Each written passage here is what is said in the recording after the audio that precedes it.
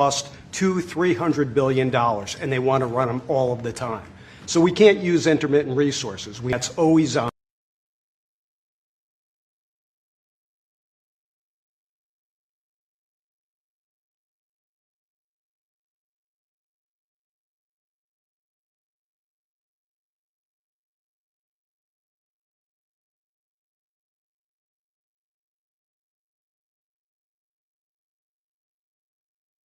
Much time on permitting, and we're answering silly questions, not the important ones. For the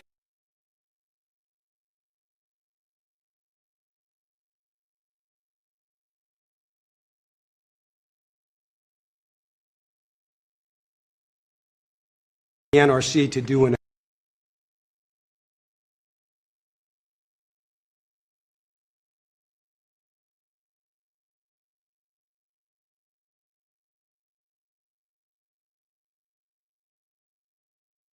and design, start building the foundation. We need to do this for America. Are we doing something about the regulatory in here? Oh, yes, sir. Yes, You are, sir. That's going to be a big factor. Yes, sir. That issue I just described will be addressed in this EO, and many other issues that we don't have time with the president to cover today. But you say it's very, we've contemplated just about everything, right? Well, this, Mr. President, this Energy Dominance Council that you have created is something I haven't seen in 30 years. It brings together all the pieces of government in one place to expedite the process. Under Secretary Burgum's leadership, this has been an amazing, amazing thing. It used to be the case that I have to run to about 5 different places in Washington to get one answer. That's great. And now it's all together in one place. So all I know about Secretary Burgum and Secretary Wright is if we haven't gotten it right, we'll get it right shortly, and there'll be another order for you to sign. But thank you so much for your leadership, sir. You were going to say something? Well, I was just going to say commercial nuclear, a bit of an unsung hero. And I just want to thank you, Mr. President, Secretary Burgum, Secretary Wright, for bringing this attention to commercial nuclear. We have the largest and most safe fleet right here in the United States. And upon that, we have fantastic innovation that's being brought forward. And it's going to come in all shapes and sizes, and it's going to actually be coming through some of these companies that you see represented here. We're going to have great jobs, we're going to have wonderful energy, and we're going to be ready. So thank you, Mr. President, for leaning in. Appreciate it. Great job you've done, too. Jake? How about talking about your company and the job you're going to do? Yes, thank you, Mr. President. Well, first of all, a little MIT nuclear connection that goes back, I know, familiar for you. So, yeah, we're working on small reactors. I'm Jacob DeWitt, CEO, co-founder at Oklo, working on small next-generation reactors that take technology America invented, developed, and pioneered and bringing it to the market after it sat on the shelves of history for about 40 years. And it's because of the actions that you're doing today that are going to help unleash that. Changing the permitting dynamics is going to help things move faster. We're seeing private investment flow into this space like we've never seen before. We went public about a year ago. And one of the most successful actually go public outcomes for a transaction like that for a small nuclear company, because the market needs this and wants this. And under your leadership, creating the Dominance Council, I mean, it's hard to overstate the value of that. And nuclear is a manifestation of energy dominance. In fact, a golf ball of uranium metal, which this is not, but it's a golf ball, has enough energy content in it to power your entire life's energy needs. I mean, it doesn't get any better than that. And to get back to building, nuclear uses the fewest materials, right? The least amount of concrete, of steel, of fuel for amount of energy it produces. So it should be the cheapest, the most scalable, the most sustainable. Just like you mentioned, Mr. President, about the importance of doing that right. The physics are on our side, and these things help unleash this innovation to actually realize that. So it's never been more exciting. Very exciting indeed. Go ahead, please. And I'm Scott Nolan, CEO of General Matter. We're an American enrichment company trying to bring back the U.S.'s lead in producing nuclear fuel. So just like car engines need fuel, nuclear reactors need fuel. Right now, the U.S. is completely dependent on other countries to make the key step of enrichment in this fuel. And these executive orders are going to pave the way for the U.S. to regain its lead. So we really appreciate it. Will you be doing the AI plants? Because we have a lot of them going up now, and or soon going up, and they need tremendous electricity. Are you going to be involved in many of those plants? Yes. Will a lot of them be using nuclear, or some are using oil and gas, some are using different things? But many of them will be, I think. It just makes a lot of sense. Nuclear is a perfect solution, and that's where most of them are interested. Good luck. Thank you. Thank you. It's going to be great. It's going to be, yes. Okay, Will, please. Yes, sir. The first executive order we have for you relates to the issue that Secretary Hegseth was speaking to, which is the need for incredible amounts of power at defense installations and also in AI-focused installations. What this executive order will do is speed up the approval and adoption process for specialized nuclear reactors at these sorts of sites. It also involves the Department of Energy making available the necessary fuel stock. It also creates a special envoy position and a strategy around nuclear technology export, the idea being that we can grow American industry on the back of foreign purchasers who are interested in this sort of technology as well. I'm just thinking, as you're saying that, I just said, what about auto pens? Could I use an auto pen? What did Biden do? Did he have an auto pen at the desk? Nuclear powered. No, he didn't do events like that. Yeah, he used nuclear power. You know, he didn't do events like this, I guess. That's all right. Otherwise, you know, you walk into the other side of the room, have an auto pen sign it, right? Here it is. It's phase one. Very big phase, very important phase.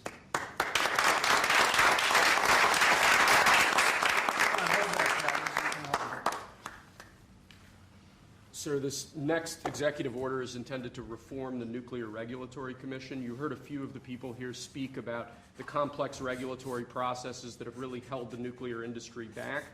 Before 1978, there were 133 reactors built in the United States. Since 1978, only 2 new commercial reactors have come online. That's because of overregulation, and the goal of this executive order is bringing that regulatory process into line with the actual needs of the industry and public safety, with an end goal of quadrupling the amount of nuclear power production in the next 2.5 decades. It's fantastic. It's exciting, right?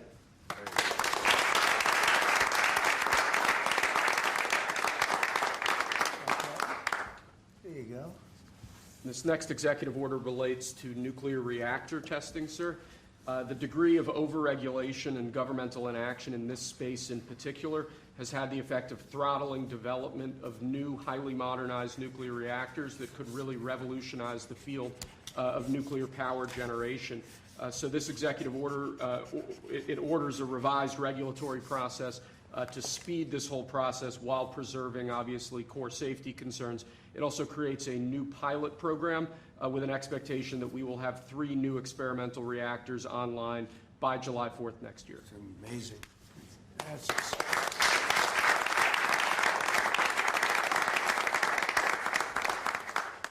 Okay, come on. Lastly, sir, we have an executive order on reinvigorating the nuclear industrial base. There are a number of core issues here, including the issue with fuel feedstock that one of the speakers mentioned before. This executive order, among other actions, includes an invocation of the Defense Production Act in order to spur a closer collaboration with private industry to ensure that we have the fuel supplies we need for a modernized nuclear energy sector. In addition to that, it includes crucial provisions relating to the development of a nuclear energy sector workforce and a number of other key building blocks to the overall nuclear industry that we're trying to spur here. Great, thank you.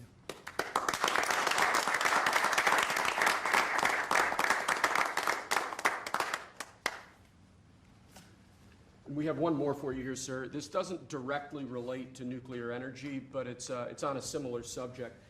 This executive order is entitled Restoring Gold Standard Science.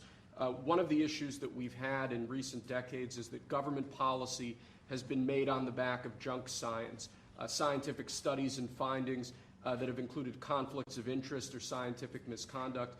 The purpose of this executive order is to recenter policymaking around gold standard science, scientific efforts that have followed appropriate scientific methods that don't include those sorts of conflicts of interest, and to ensure that when departments and agencies are relying on scientific studies to promulgate rules, to promulgate regulations, that the science that they're relying on is highly reliable and available to the public. He did a very good job, didn't he? He did. How many people here could have done that? I don't know. I think a lot. Thanks. Good job, Will. Thank you, Mr. President.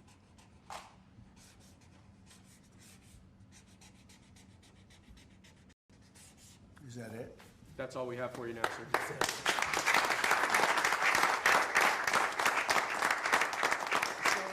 you have any questions for these brilliant people? They are brilliant people, I actually. have a question for you. Mr. President, on President. nuclear, sir, a lot of the concern over the years that's held the nuclear industry back has been about safety. Are you satisfied with those safety concerns? Yeah, we are. It's become a very safe, actually, it's become very safe, and a tremendous work's been done on that, more than anything else, and it's really the automatic shutoffs. There's so many different things that they have now that they would have never had. You know, my uncle was a great nuclear person years ago, and that was a different, if you would have asked that question, probably it would have been a much different answer. But they have tremendous shut-off power and other powers that, and it's very redundant, as I understand it, like at a level that nobody's ever seen before, so it's safe. And we're going to do a lot of the small ones, and we're going to do some of the big ones, but yeah, very safe and clean. Mr. President, on Apple. Let's keep it on this for a little while. Let's keep it on the nuclear, and then if you want to ask something else, which you might, we'll do that. On nuclear, Mr. President. Yeah, please. What did you say to folks who are concerned that speeding up licensing or even doing fuel reprocessing raises safety and proliferation? Yeah, we're going to get it very fast, and we're going to get it very safe, and we're going to get the people in and out, and they're going to do plants. In many cases, they'll do 3 or 4 smaller ones and put them together. That's what France has done. France has done a good job of this for years, and they, as I understand it, they had basically one plan, and if they needed more, they'd do 3 or 4 or 5 of them. I don't know, we have to go that far, but you know, there's something about building one big one. But we'll build the big ones too. We're going to have, I think I would say we'll be second to none, because we're starting very strong. But it's time for nuclear, and we're going to do it very big. Yeah, please. Mr. President, what about the European Union? You said that negotiations are going nowhere. Where are the kind Well, of they're just points where very they're... slow moving. I've been saying to everybody, they've treated us very badly over the years. It was formed in order to hurt the United States, in order to take advantage of the United States, and they've done that. We have a big deficit with them. They sell millions and millions of cars, as you know, Mercedes and BMW and Volkswagen and many others, and we were restricted from, essentially restricted from selling cars into the European Union, which is not nice. And I just said it's time that we play the game the way I know how to play the game. You know, they've taken advantage of other people representing this country, and they're not going to do that any longer. Yeah. Mr. President, you are a deal maker, deal breaker. What are you hoping to achieve with a 50% tariffs on the EU? Well, I think this is there is no tariff, because what they'll do is they'll send their companies into the U.S. and build their plant. You know, we have, I guess, over $12 trillion practically committed. You look at other presidents; they haven't had $1 trillion for a year, for 2 years, for 3 years. We have numbers. Nobody's ever seen numbers like we have. And if they build their plant here, then they have no tariff at all. Are you looking for a deal in 9 days? Will you be able to do that, sir? I'm not looking for a deal. I mean, we've set the deal. It's at 50%. But again, there is no tariff if they build their plant here. Now, if somebody comes in and wants to build a plant here, I can talk to them about a little bit of a delay. But, you know, while they're building their plant, which is something I think that would be appropriate, maybe we'll determine that. Is there anything they can do, sir? Is there anything the EU can do? I don't know. We're going to see what happens. But right now it's going on June 1st. And that's the way it is. No, they haven't treated us properly. They haven't treated our country properly. They banded together to take advantage of us. And the people behind me know, because they had some of that with their industry. But generally, you know, we signed a great deal with United Kingdom. We have numerous other deals that are ready to be signed. We've signed a deal with China. We have some really amazing deals. But the European Union, I mean, the sole purpose was really not to hurt us, but to take advantage of us, and we're not going to be taking Mr. advantage. President, on Apple, you said this morning that if they don't make their iPhones in the U.S., you're going to hit them with a 25% tariff. Right. Do you have the power to tariff one single company, and why would you No, want to it'll hurt be an more. American company in that way? It would be more. It would be also Samsung and anybody that makes that product. Otherwise, it wouldn't be fair. So anybody that makes that product, and that'll start on, I guess, the end of June. It'll come out. I think we have that appropriately done by the end of June. So if they make that product. Now, again, when they build their plant here, there's no tariff.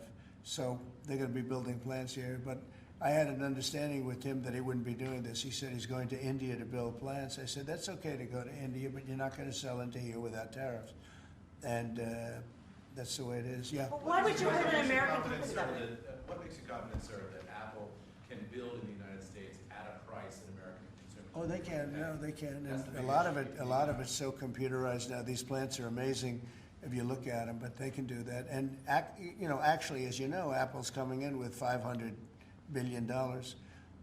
So are the chip companies. We have all of the chip companies coming in. The biggest, $500 billion, $200 billion, $250 billion they're spending.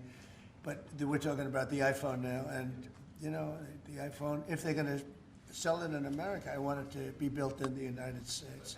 They're able to do that. When you say that Walmart should eat the cost of the tariffs, is that an acknowledgement that it is U.S. companies that bear the brunt of tariffs, not foreign countries? Sometimes the country will eat it, sometimes Walmart will eat it, and sometimes there'll be something to pay, something extra. I've always been a fan, and I've always believed, and if you look, take a look at what I did 4 years ago. We had the greatest economy, and we had no inflation. Remember that. We had no inflation, and yet we had hundreds of billions of dollars of tariffs that I put on China, yet we had no inflation. We had no big cost differential. Oftentimes, and I don't like it when a department store, because they'll do a lot of business, but they announce record profits. And everything else. They have to take out some of their profits. They'll make a little bit less money. But I don't want the consumer. I don't want the consumer to pay. But why impose tariffs that you know are hurting American businesses? They're not hurting. They're helping because they're creating jobs in America. We're creating tremendous amounts of jobs in America like you've never seen. We're having investment in America. We're not getting ripped off by every country in the world. We've been ripped off by every country in the world. They're making their product. They sell it. They don't give our people the jobs. They make them with other countries' jobs. And we will have something that nobody will ever see again, I think. I think we have a potential to do numbers that we never envisioned in the wildest year. Look at what's happening. 10 to 12 trillion dollars in literally a couple of months. It's nothing like that's ever happened. It's we're doing a very special thing. We want, if they're going to sell it here, generally speaking, not for all products. There's some products we don't want to make. And frankly, we're much better off getting them elsewhere. But for certain products, we want cars. We want to make cars. We don't want to have, and I like Canada very much, but we don't want to have Canada making our cars. We want to make our cars. Oh, it's a phone call. Do you mind? Hello? Okay, it's only a congressman. I'd let you know, actually. Mr. President, are you Yeah. considering stopping other universities from taking foreign students? It's a different congressman. They're all congratulating us. iPhone, sir? Yeah, it's lucky it is. Right? Okay, let's go. Are you considering stopping other universities besides Harvard from accepting foreign Well, we're students? taking a look at a lot of things. And as you know, billions of dollars has been paid to Harvard. How ridiculous is that? Billions. And they have $52 billion as an endowment. They have $52 billion. And this country is paying billions and billions of dollars and then gives student loans, and they have to pay back the loans. So Harvard's going to have to change its ways. And so are some others. On that note, a lot of CEOs in the United States, big companies, are foreign. What is that going to do? I'm fine with that. No, I'm fine with that. No, No, competitive. we want to do that. We're actually going to be doing something in the near future that's going to make it possible for people to come into this country and come in and have a road toward citizenship. And I think it'll be very exciting, but it's too soon to speak. Why would you not want the best and brightest from around the world to come, I do. to come to Harvard? I do, but a lot of the people need remedial math. Did you see that? Where the students can't add 2 and 2 and they go to Harvard. They want remedial math, and they're going to teach remedial math at Harvard. No, wait a minute. So why would they get in? How can somebody that can't add or has very basic skills, how do they get into Harvard? Why are they there? And then you see those same people picketing and screaming at the United States and screaming at, they're anti-Semitic or they're something. We don't want troublemakers here. But how do people that can't, when Harvard comes out with a statement that they're going to teach some of their students remedial math, that's basic math, that's not the deal, okay? And anymore. Are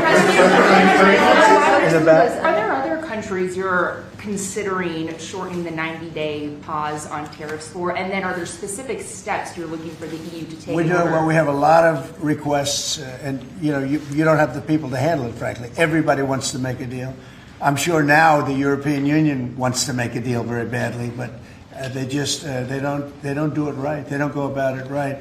The other thing they do is they sue our companies all the time. They have suits where their judges, I don't know if they're appointed by them, but they're definitely Europe-centric, and we're not going to stand for it. They won a $17 billion lawsuit for Apple, and I read that case, and that's not a case that should have been won. They're suing other of our companies. They use this as a weapon, but they use it really to raise funds for what they do. It's almost like a fundraising mechanism. So we add that to the fact that they do the non-monetary tariffs and lots of other trading, you would call them trading barriers. They don't take our cars. They don't take our agriculture. They don't take anything, but we take their cars by the millions. And therefore, they have the jobs, they get the money, and we get closed plants. It's not going to happen that way anymore. Thank you very much, everybody. Thank you, press. Thank you, press. Thank you, press. Thank you. Please don't. Thank you, press. Please keep moving. Please keep moving. Out the door this way. Thank you, sir. Thank you, sir.